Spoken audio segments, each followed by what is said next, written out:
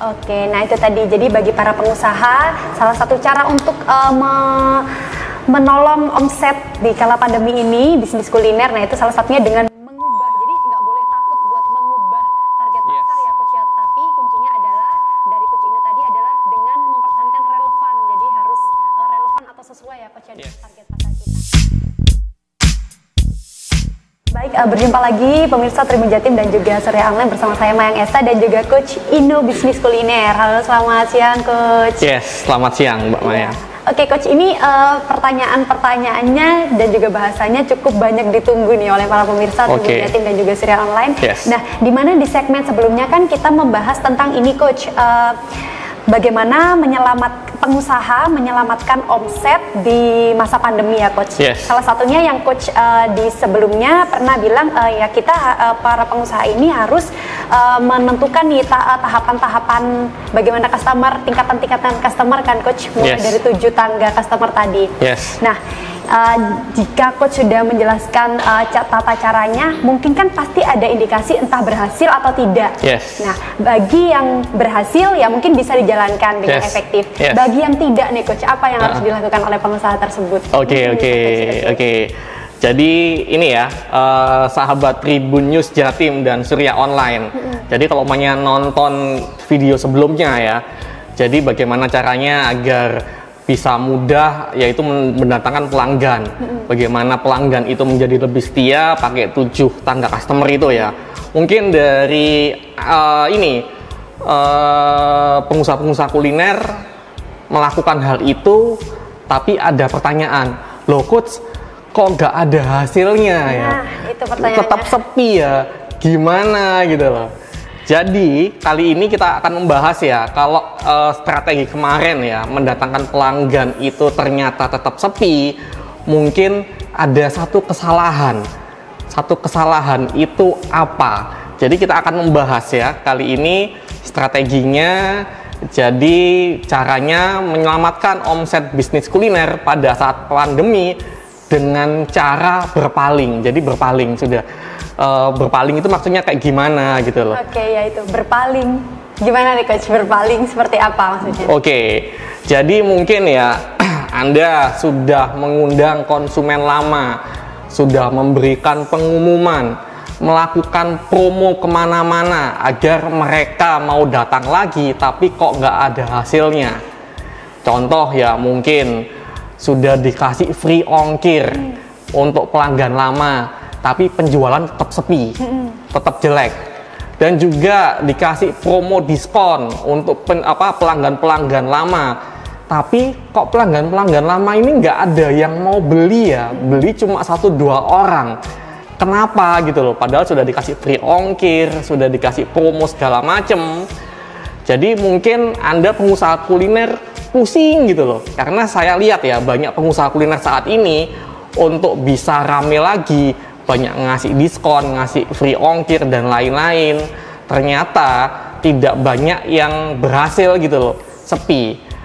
Jadi mungkin karena ya pengusaha kuliner itu lupa mengecek sesuatu. Apa tuh Coach? Mengeceknya ini, jadi kelupaan gitu loh.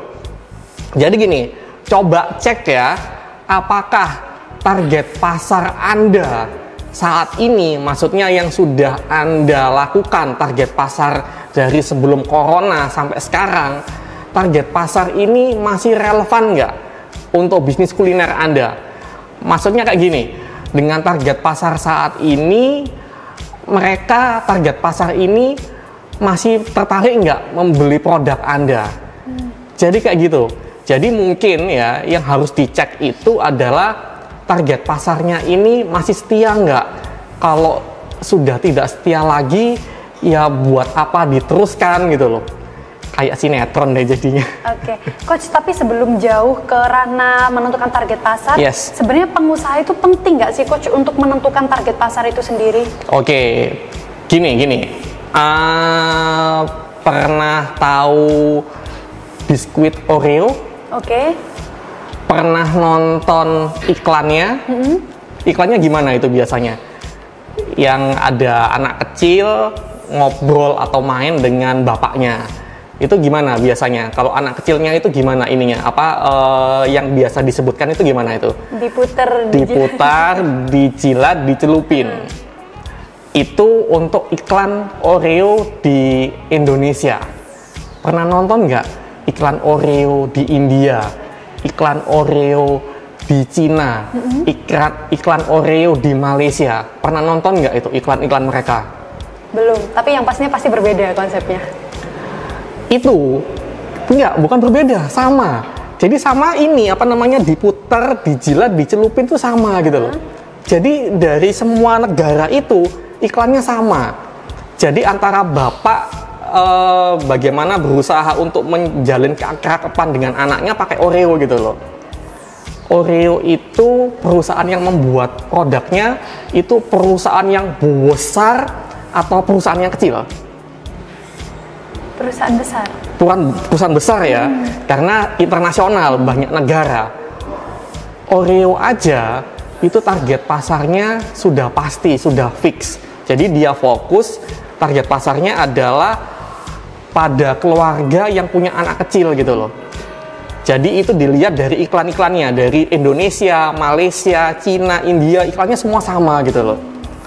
Jadi bisnis kuliner harus punya target pasar yang sudah tetap. Jadi karena bisnis kuliner itu kalau punya target pasar tetap, dia bisa fokus mengusahakan agar target pasar itu membeli produknya sebanyak-banyaknya gitu loh. Jadi nggak menjual ke banyak orang gitu loh, seperti kayak gitu.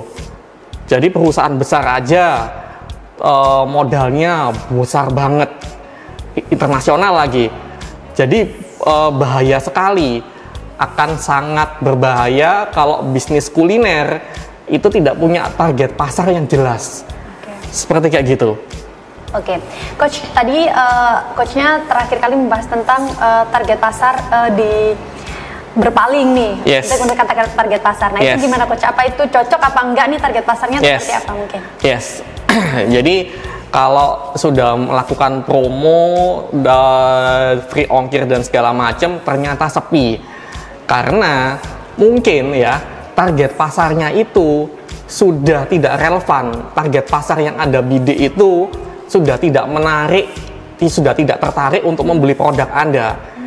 Jadi ya dari target pasar tadi itu harus digeser gitu, harus dirubah. Karena kalau tetap setia dengan satu target pasar itu, ternyata duitnya sedikit, ya kalau kayak gitu ya harus dirubah gitu loh, harus digeser. Contohnya kayak gimana? Apa saya deh yang harus ngasih contohnya nih? Harus langsung coachnya langsung nih. Oke. Contoh gini, bila sahabat Tribun News Jawa Timur dan Surya Online, Anda pengusaha kuliner yang selama ini ya sebelum corona menjual rice ball ya, menjual rice ball yang lauknya macem-macem. Selama ini target pasar Anda adalah mahasiswa. Jadi selama ini banyak mahasiswa yang membeli rice ball Anda karena rice ball Anda harganya murah sesuai dengan kantong mahasiswa, isinya banyak. Jadi mahasiswa itu banyak berbondong-bondong membeli produk Anda. Tapi apa yang terjadi pada mahasiswa pada saat pandemi ini? Mahasiswa sudah tidak melaksanakan pembelajaran di kuliah misalnya di kampus.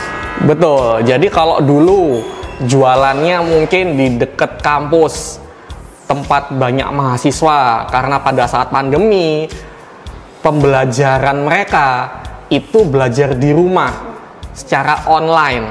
Jadi sangat sedikit mahasiswa yang berkeliaran di tempat jualan Anda mungkin. Jadi kalau memang terjadi kayak gitu, ya jangan setia lagi pada mahasiswa target pasarnya. Target pasarnya mungkin dirubah. Seperti kayak gitu. Contoh lagi mungkin ya, tadi jual rice ball. Contoh, Anda pengusaha kuliner jual snack ya. Jual snack, target pasarnya pada anak sekolah. Jadi jualannya itu punya outlet di kantin sekolah atau mungkin di dekat sekolahan. Jadi snack untuk anak kecil yang bentuknya lucu-lucu, yang kecil-kecil, yang murah-murah. Dan itu juga terjadi pada saat pandemi. Kalau zaman dulu omset Anda sangat besar, pembelinya adalah anak-anak sekolah. Pada saat pandemi, anak sekolah sekarang lebih banyak belajar di rumah gitu loh, di online. Jadi omset Anda bener-bener omsetnya bener-bener turun, bener-bener anjlok. Jadi kalau kayak gitu, jangan setia. Kan saya ngajarin jelek nih, jangan setia. Jangan setia pada target pasar tadi karena sudah tidak relevan lagi. Seperti kayak gitu. Oke, dari contoh kasus-kasus tadi yang sudah dicontohkan oleh Coach Ino, harus mengubah target pasar misalnya. Yes. Nah, pertanyaan saya adalah, jika target pasar itu diubah, apakah mempengaruhi bagaimana cara kita berjualan? Apakah itu merubah semuanya, Coach? Betul. Jadi gini, kalau umpamanya merubah ya, membidik target pasar baru yang masih relevan, itu harus fokus merubahnya pada target pasar yang pada saat ini, pada saat pandemi corona ini yang paling mudah dijangkau. Kalau menjual ke mereka aja sulit, ya jangan dipaksakan gitu loh. Jadi contoh ya, kita ngomong tadi jual rice ball target pasar mahasiswa ini banyak kuliah online. Jadi dirubahnya adalah jualannya sekarang rice ball-nya ke pekerja kantor. Jadi pekerja kantor, terutama pekerja kantor yang belum nikah. Jadi nanti bisa dirubah menunya atau desainnya atau promonya. Kalau mungkin jualannya belanja iklan di Facebook atau Instagram, jadi nanti targetingnya ke pekerja kantor gitu. Umurnya dinaikkan sedikit gitu loh. Jadi kita fokus bagaimana agar bisnis kuliner ini tetap ada yang beli. Kalau nggak ada yang beli ya bisa tutup gitu loh. Contoh ya, tadi seperti jual snack di sekolah. Target pasar yang awalnya anak sekolah. Karena anak sekolah ini banyak yang ini belajar di rumah, target pasarnya dirubah. Dirubah adalah yang masih berhubungan dengan anak sekolah itu. Yaitu adalah kita jualan ke keluarganya, ke orang tuanya. Jual ke keluarga muda. Jadi kita mungkin bikin promo atau mungkin belanja iklan di Facebook atau Instagram agar keluarga muda ini mau membelikan snack ini untuk anak-anaknya. Jadi seperti kayak gitu loh. Oke.